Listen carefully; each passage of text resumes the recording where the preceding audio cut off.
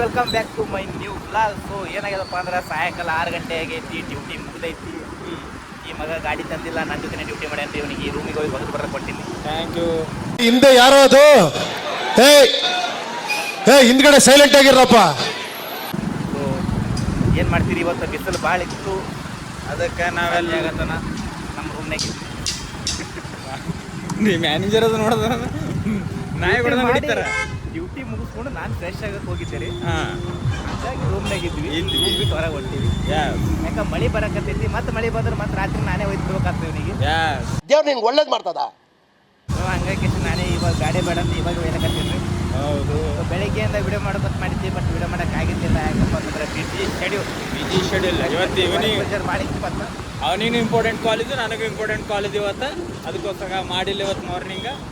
ಈಗ ಮಾಡಕತ್ತೀವಿ ಏನು ಮಾಡ್ತೀರಿ ವಿಡಿಯೋ. ಹಂಗೆ ಹೇಳ್ರಿಪ್ಪ. ಹಾಂ ಬರೀಪ್ಪ, ಬರೀ ಇಂಥದೆಯಾ ಮಗ. One doubt, I have a one doubt. Ethical ಪ್ರಾಡಕ್ಟಿಗೆ PCD ಪ್ರಾಡಕ್ಟಿಗೆ ಏನು ಡಿಫ್ರೆನ್ಸ್ ಅದ ಮಗ? ಎಥಿಕಲ್ ಪ್ರಾಡಕ್ಟಿಗೆ PCD ಪ್ರಾಡಕ್ಟಿಗೆ ಏನು ಡಿಫ್ರೆನ್ಸ್ ಅದ? ಇದು ಆಕ್ಚುಲಿ ಚೆನ್ನಾಗಿರೋದು. ಏನಿಲ್ರಿ, ಸಿಂಪಲ್. ಎಥಿಕಲ್ ಪ್ರಾಡಕ್ಟಿಗೆ ರೊಕ್ಕ ಜಾಸ್ತಿ ಕೊಡ್ತೀರಿ, ಮಾರ್ಜಿನ್ ನಮಗೆ ಕಮ್ಮಿ ಇರ್ತೈತಿ. ಓಕೆ. PCD ಪ್ರಾಡಕ್ಟ್ ಒಳಗೆ ರೇಟ್ನು ಅಷ್ಟೇ ಕೊಡ್ತೀರಿ, ಮಾರ್ಜಿನ್ ಜಾಸ್ತಿ ಇರ್ತದೆ. ಯಾರಿಗಪ್ಪ? ಡಾಕ್ಟರ್ಗಳು. ಹೌದಾ? ಅಷ್ಟೇ. ಮಳೆ ಬರುವ ಸೂಚನೆ, ಮುಂಗಾರು ಮಳೆಯಲ್ಲಿ. ಕ್ಲೈಮೇಟ್ ಯಾ ನಮ್ನೆ ಆಗೈತಿ ನೋಡ್ರಿ, ಮಸ್ತ್ ಕ್ಲೈಮೇಟ್ ಐತಿ. ಅಲ್ಲಲ್ಲಲ್ಲಲ್ಲಲ್ಲಲ್ಲ ಇನ್ನೊಂದು ವಿಷಯ ಹೇಳೋಕೆ ಇಷ್ಟಪಡ್ತೀನಿ. ಏನು? ಆಗಿನ ಕಾಲದಾಗ ಬಸವಣ್ಣನವರೇ ಹೇಳಿದ್ರು, ಕಾಯಕವೇ ಕೈಲಾಸ ಅಂತ ಸುಮ್ಮನೆ ಹೇಳಿದ್ರು. ಹೌದು. ಕುಡಿತಾ ಇದ್ರೆ ನಮ್ಮ ಲೈಫ್ನಾಗ ಸ್ವಲ್ಪ ಬರಾಗಿಲ್ಲ. ಅಷ್ಟೇ ದುಡ್ಡಾಗಿತ್ತು ಈಗ ಮಗ. ಬಟ್ ಇವಾಗ ಅದಕ್ಕೆ ದುಡ್ಡಾಗಿರ್ತೀವಿ.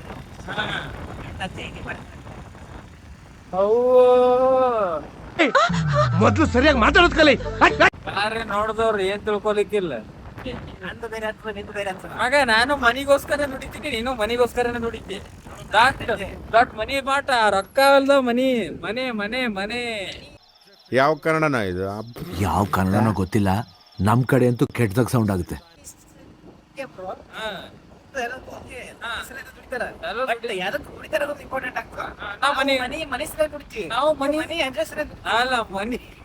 ಮನಿ ಕಲಾಗಿ ದುಡಿತೀವಿ ಮಗ. ನಾವೇ ಇಲ್ಲ, ನಾನು ನಮ್ಮ ಮನಿ ಕಲಾಗಿ ದುಡಿತೀನಿ. ಒಟ್ ತಾ ಇರೋತ್ತಾರ ಒಟ್ಟು ಎಲ್ಲದಕ್ಕೆ. ಕೂತ್ಗಳಲ್ಲಿ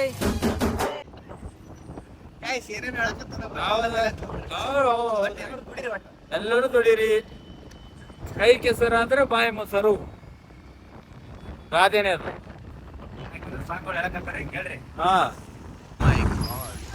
ಮಳೆ ಬರುವ ಸಂಭವ ಬಯಸ್ಕೊಂಡ್ ಬರಂಗಿ ನೋ ಮಾರ್ಯ. ನಾ ಮನಿಗೆ ಏನಿ ಉದುರ್ಲಕ್ಕಂತ. ಗಾಯ್ಸ್, ರೂಮ್ನ್ಯಾಗ ನೀರು ಖಾಲಿ ಆಗೈತಿ, ನೀರು ತರ್ಬೇಕಂತ ಹೊಂಟೀನಿ. ಅಟ್ಟದ್ರೊಳಗೆ ನಮ್ಮ ಅಣ್ಣ ಬಂದರಿ ಇಲ್ಲಿ, ಭೋಗೇಶಣ್ಣ ಅಂತ ಕೇಶಂದ್ರ ಗೊತ್ತಿರ್ಬೋದು. ಸೊ ಫೇಸ್ ನೋಡ್ರಿ ಎಷ್ಟು ಲಕ್ಕ ಒಳ್ಳೆಕತ್ತೈತಿ ನಮ್ಮ ಅಣ್ಣಂದು. ಯಾಕಪ್ಪ ಅಂದ್ರೆ ಇವತ್ತು ನಮ್ಮ ಅಣ್ಣ ಭಾಳ ಖುಷಿ ಒಳಗದನ್ರಿ. Congratulation brother, congratulation. ಓಕೆ, ಏನು ಖುಷಿ ಅಂತ ಈಗ ಹೇಳಂಗಿಲ್ಲ, ಆಮೇಲೆ ಹೇಳ್ತೀನಿ. ಹೋಗಮ್ಮಣ್ಣ. ನೀರು ತೊಗೊಂಡೋಗ್ಬರಪ್ಪ.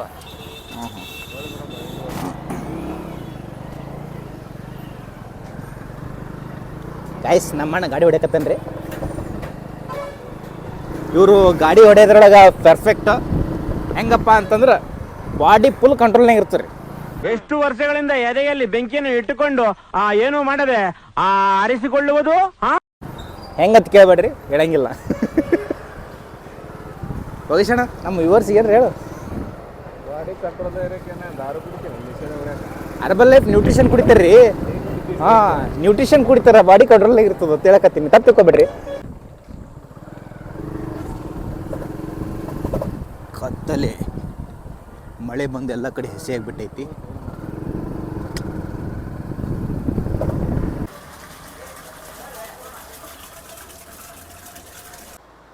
ಗಾಯ್ಸ್, ನೀವು ನೋಡ್ತಿದ್ರಲ್ಲ, ಇವರು ತುಂಬ ನೊಂದು ಬೆಂದು ಬೇಯ್ದು ಸ್ಟಿಲ್ಲಾಗಿ ನಿಂತಿರ್ತಕ್ಕಂಥ ಜೀವ ಇದು. KGF ನಲ್ಲಿ ಯಶ್ ಹೆಂಗೆ ಕುಳಿಮೇಲೆ ಬಿದ್ದು ಇದು ಹೆಂಗೆ ಹೇಳ್ತಾರಲ್ಲ, ಆ ನಮ್ಮನೆ ಎದ್ದವ್ರಿ ಇವರು. ಇವ್ರದ್ದು ಸ್ಟೋರಿ ಕೇಳಿದ್ರೆ ನೀವು ಶಾಕ್ ಆಗ್ತೀರಿ. ಯಾರಿಗೋಸ್ಕರ ಇದನ್ನೆಲ್ಲ ಮಾಡ್ತಿದ್ಯಾ? ಯಾರಿಗೋಸ್ಕರ ಮಾಡ್ತಿದ್ಯಾ?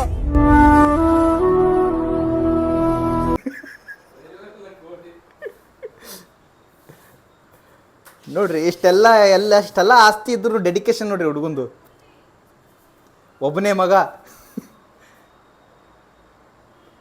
10 ಎಕರೆ ನೀರಿನ ತೋಟ, ನೀರಾವರಿ ತೋಟ, ದೇವ್ರ ಮೇಲೆ ಭಕ್ತಿ ಜಾಸ್ತಿ. ಹೇಳ್ರಪ್ಪ, ಹೇಳ್ರು.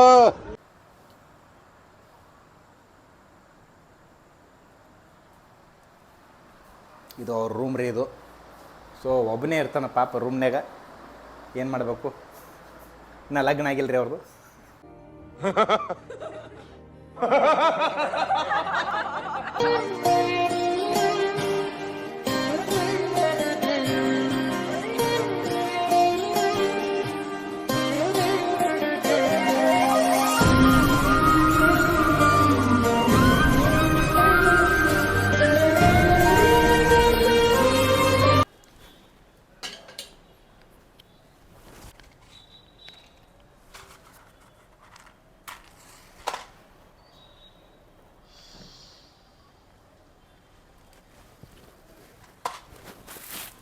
ಗಾಯ್ಸ್, ಸೊ ಫೈನಲಿ ಏನಪ್ಪ ಅಂದ್ರೆ ರಾತ್ರಿ ಊಟ ರೆಡಿ ಮಾಡಕತ್ತೀನಿ ರೀ. ಯಾಕಪ್ಪ ಅಂತಂದ್ರೆ ಹೊರಗೆ ಹೋಗಿ ತಿನ್ಬೇಕಪ್ಪ ಅಂತಂದ್ರೆ ಮನಸ್ಸಿಲ್ಲ ಅನ್ನೋಕ್ಕಿಂತ ಮುಂಚೆ ಏನಪ್ಪ ಅಂದ್ರೆ ಬಲ್ಯಾಕೆ ದುಡ್ಡಿಲ್ಲ.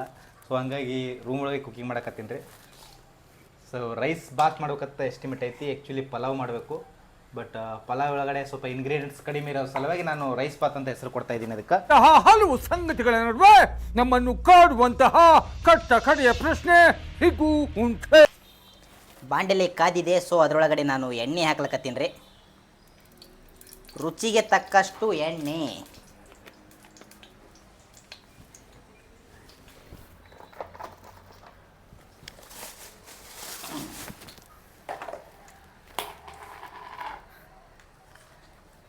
ಅದರೊಳಗೆ ಜೀರಿಗೆ.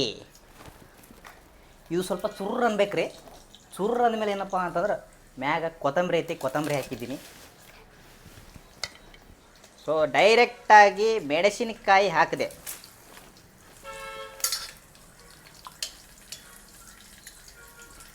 ಸೊ ಆ್ಯಕ್ಚುಲಿ ಗ್ಯಾಸ್ ಖಾಲಿ ಆಗೈತೆ ರೀ, ಅದಕ್ಕೆ ಸಣ್ಣ ಇಟ್ಟಿನಿ. ಯಾವಾಗ ಖಾಲಿ ಆಗ್ತದೋ ಗೊತ್ತಿಲ್ಲ. ಸೊ ಅಲ್ಟರ್ನೇಟಿವ್ ಇನ್ನೊಂದು ಏನ್ರಿ ಮಾಡ್ಕೋಬೇಕು, ಬಟ್ ಗ್ಯಾಸೇ ಸಿಗಲ್ಲಾಗ್ಯಾವ್ರಿ.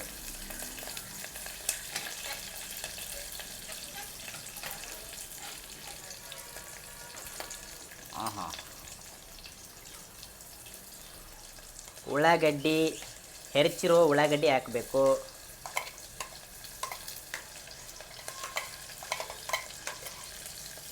ಹಂಗೆ ಗಜ್ರಿನೂ ಹಾಕ್ತೀನಿ ರೀ. ಮಾಣ್ಯದಾಗೆ ಟೇಸ್ಟ್ ಸರಿಯಾಗಿ ಕೊಡ್ತೈತಿ.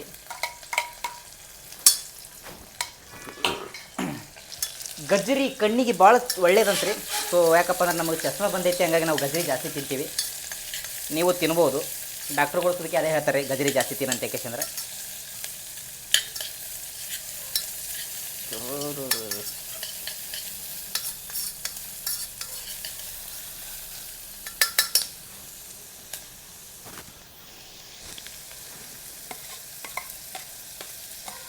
ರುಚಿಗೆ ತಕ್ಕಷ್ಟು ಹೋಳಿದ ಟಮಾಟೊ.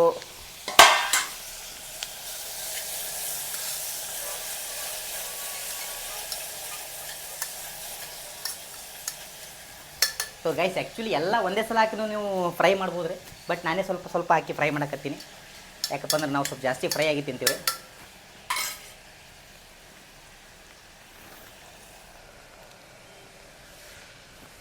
ಅರಿಶಿಣ, ಉಪ್ಪು, ಮೆಣಸಿನ್ಕಾಯಿ ಹಾಕಿವ್ರಿ. ಸೊ ಹಂಗಾಗಿ ಖಾರ ಹಾಕಂಗಿಲ್ಲ, ಸ್ವಲ್ಪ ಮಸಾಲೆ ಹಾಕಬೇಕು. ಸೊ ಮನೆಯಲ್ಲಿ ರೆಡಿ ಮಾಡಿದಂಥ ಮಸಾಲೆ.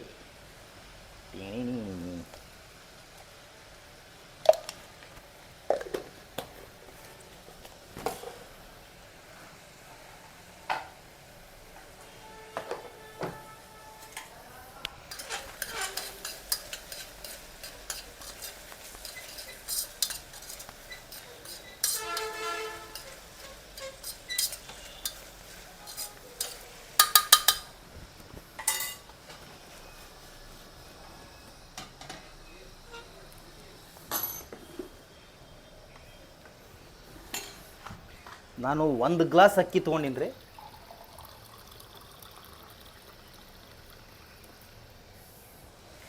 ಗೈಸ್ 1 ಗ್ಲಾಸ್ ಅಕ್ಕಿಗೆ 2 ಗ್ಲಾಸ್ ನೀರು ಹಾಕ್ಬೇಕಂತ್ರಿ. ಸೊ ನಾನು 1 ಗ್ಲಾಸ್ ತೊಗೊಂಡಿನಿ, ಹಂಗಾಗಿ 2 ಗ್ಲಾಸ್ ನೀರು ಹಾಕ್ಲತ್ತೀನಿ ರೀ.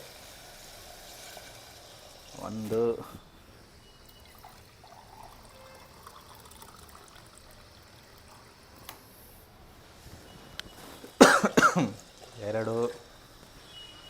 2 ಆಯಿತು. ಹೆಚ್ಚಿಗೂ ಹಾಕೋಬೋದು ನೀವು. ಮ್ಯಾಗ ಒಂದು ಸ್ವಲ್ಪ ಹಾಕೋತೀನಿ ರೀ. ಯಾಕಂದ್ರೆ ನಮಗೆ ರೈಸ್ ಮೆತ್ತಗಾಗ್ಬೇಕು ರೀ.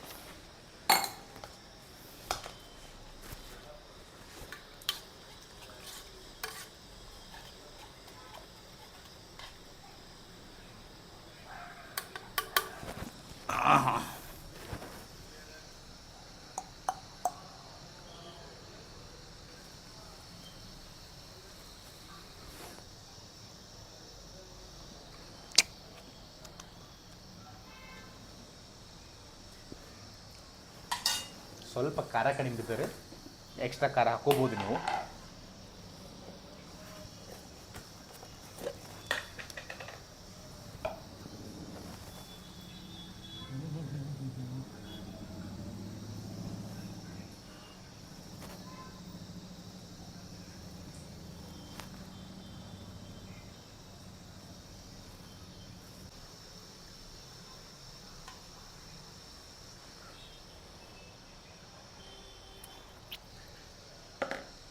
ನೋಡ್ರಿ, ರೈಸ್ ಒಳಗೆ ಆಲೂಗಡ್ಡೆ ಹಾಕಿದ್ರೆ ಆಲೂ ಭಾತ್ ಆಗ್ತೈತಿ, ಟೊಮೊಟೊ ಜಾಸ್ತಿ ಹಾಕಿದ್ರೆ ಟೊಮೊಟೊ ಭಾತ್ ಆಗ್ತೈತಿ, ಜೀರಿಗೆ ಜಾಸ್ತಿ ಹಾಕಿದ್ರೆ ಜೀರಾ ರೈಸ್ ಆಗ್ತೈತಿ. ಸೊ ನಾವೇನು ಮಾಡಕತ್ತೇವಪ್ಪ ಅಂತಂದ್ರೆ 1-2 ಟೊಮೊಟೊ ಜಾಸ್ತಿ ಹಾಕಿವ್ರಿ. ಇದು ಆ್ಯಕ್ಚುಲಿ ನೋಡಿದ್ರೆ ಟೊಮೊಟೊ ಭಾತ್ ಆಗ್ತದೆ. ಸೊ ರೈಸ್ ಎಲ್ಲ ತೊಳೆದು ಇಟ್ಕೊಂಡೇನಿ ರೀ 1 ಗ್ಲಾಸ್. ಸೊ ಅದನ್ನೇ ಹಾಕ್ಲಕತ್ತೀನಿ ರೀ.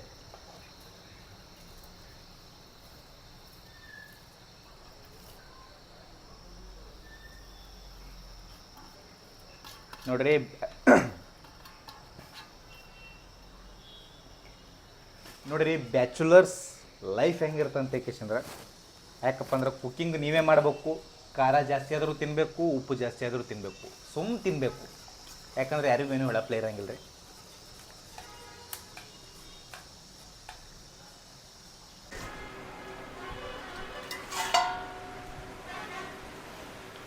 ಗಾಯ್ಸ್, ಫೈನಲಿ ರೈಸ್ ರೆಡಿ ಆಯಿತು. ನೋಡ್ರಿ, ಕಲರ್ ಮಸ್ತ್ ಕಾಣಕತ್ತೈತಿ. ಸೊ ಊಟ ಮಾಡಿ ಮನ್ಕೋತೀವಿ ರೀ. ಸೊ ಮುಂದಿನ ವಿಡಿಯೋದಲ್ಲಿ ಮತ್ತೊಂದು ಬ್ಲಾಗ್ ಜೊತೆ ಬರ್ತೀನಿ. ಅಲ್ಲಿವರೆಗೂ keep watching our videos and bye, good night.